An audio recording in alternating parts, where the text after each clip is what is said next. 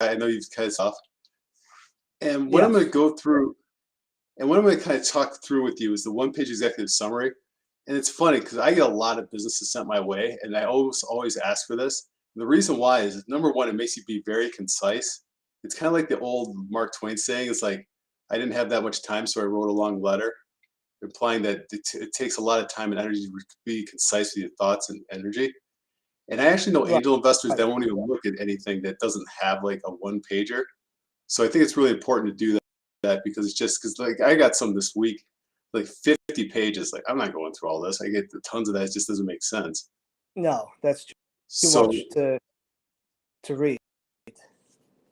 yeah, for anyone, especially if you're a serious angel investor and you get a decent amount of volume, it's a full-time job just going through them, much less going through every page of every document that they send. So that's what the one page is nice. It gives you a nice little quick snapshot of what's going on. Right. So I have it up on the main screen here, like in terms of the one pager. This is at my blog. You can find it at rencarlton.com, and I'll put a link to it in the notes of this video after it's done. So it's not that it's deceivingly short and simple, but it has a lot of impact, especially if you do it the right way.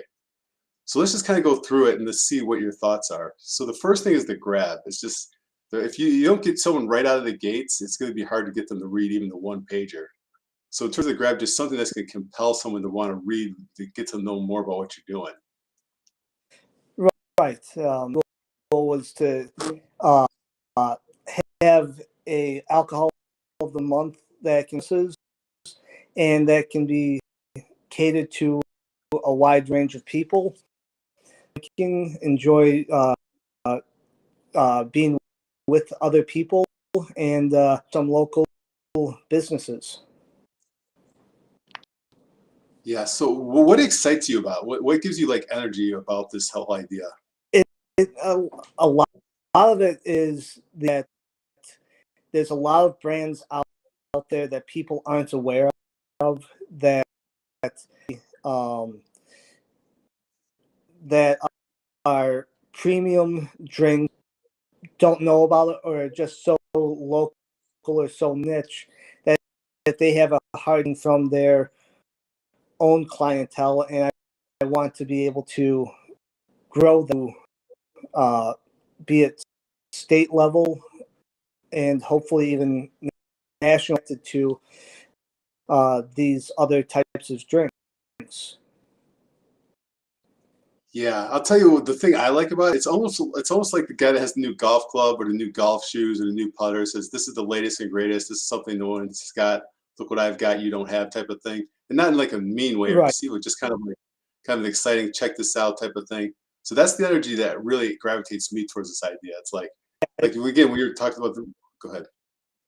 I agree that it's something that's new and can be really, I think that it can be really grown upon right now, um, especially in social distancing, maybe a little bit harder to travel to certain areas. This is a great opportunity for brands and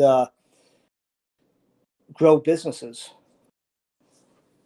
Yeah, again, for me, it reminds me when we were talking in the golf cart, and we were talking about moonshine. It's like I've always been curious what moonshine tastes like. I've never had it. And you were talking about that. It's like that would have been cool. So the next time if you showed up with that, I'd be like, oh wow. And if I got something like that once a month in the mail, I mean, that's Right. if nothing else, it's a cool talking point with your friends. Right. It's something new, unique, and different, and fun. Yeah, I totally agree. So the second one, we're just gonna scroll through the problem. So again, talk about a big important problem, current or emergence. And I don't know if this is a big problem or I think even a compelling problem works for this type of thing. So what for this business, what would you think the compelling problem would be or could be? Well, it's getting local companies to start off with to see being able to showcase their products in a different than they're already doing it, be it some local that uh,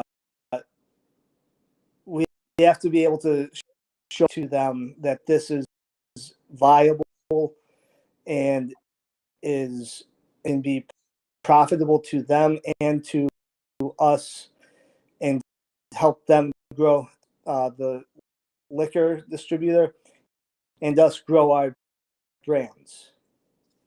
You know, it's interesting. You kind of just did something that I'm not sure you're aware of doing, but it's almost like you're creating a platform. It's not that you're creating because there's two sides of it, and we haven't really talked about that too much, I don't think. But yeah, you have the distillery side and you have the consumer side. So yeah, there's definitely a pain point for the distilleries, and that's boosting sales. I mean, if you're a business, you almost always need to boost sales, right? So Right. Their bottom line is important, and another avenue for them to market their products, be a seasonal, new launching of products. This is a great way to get products out there, and hopefully it'll force the right word, but hopefully motivate them to be more creative in the types of drinks that they make, being able to see how they can push of what they can do, because the consumer isn't going to want every year or every month. They're going to want something new and better companies that we work with.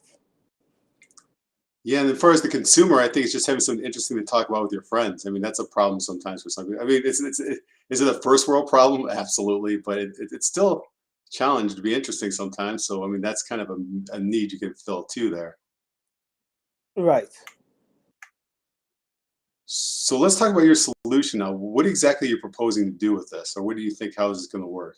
I think that it would work on it has to be an organic start of word of mouth, and getting certain market or certain people that have the ability to uh, that like to drink, that like different things, that want a good advocate for our company, and just find different ways that we can start to grow our brand and what we are trying to distribute of high to the consumers. Yeah, I agree. You're thinking more of a subscription, right, for the consumer? Yes, I'm thinking more of a subscription. Hopefully, that as we grow, that we'll have different type, even excuse me, as the year goes, that we'll have certain extra specials, be it something for the fall time, 4th of July, or just some different option progresses that the distillers might be coming out with. So those are some different options out there for the clients. Are you thinking about facilitating this through an app? I think that's probably the easiest way. An app, or I think that's with so many people on their cell phones and near or on a computer. I think that those are the easiest ways to start to spread our message in our company, and also be it Facebook, Instagram, any way like that. Those are probably Facebook, Instagram can help drive the app, which will drive the sales. Got it. So in terms of the market for this, do you know anything about the market for alcohol consumption and these type of things? Not a ton. A little bit of research, and it seems like that is some wine of the month clubs there, but it seems like a lot of these companies have a hard time sustaining what they're doing because of some lack of diversity. That so it's a little bit out there. If we can find a way to be uh, different things, and always try to be innovative with our suppliers. There's Yeah, going that's to something we can research too in terms of like the market, like how many people consume alcohol, how many distributors are out, and stuff. And so, like, just I think it's more along the lines of looking for like how many people out there are actually drinking alcohol. Like how many customers are potentially out there. uh, well, anyone over 21 can be a customer. I like that. Yeah, we'll So, probably end up paring that down later, but that works for now. right. Yeah, anyone over 21, they can drink. Target them. Yeah, the funny thing about marketing is like it's almost counterintuitive. The way I think you actually talked about the first time we chatted about this is doing local first. So I really think the local versus national. So yeah, obviously we'll try to sell anyone to anywhere, anytime. But the reality is our marketing effort and dollars are probably gonna be local first. Right. Yeah, and um, post college individuals, they're just starting their career. This might be a great avenue for them to, since that they've just graduated college for the state. Um, that be great individuals to start the brands that we might be selling. So Yeah, I agree. Yeah, so I think we have some homework to do in these first four sections. So I think we're gonna work on that a little bit and we're gonna come back. But if there's anybody out there that's interested in getting involved with this, definitely message me and we can talk about it. We're looking for people interested in investing time or money into this opportunity. But Scott, thank you for today's talk, and we'll talk more in a little bit.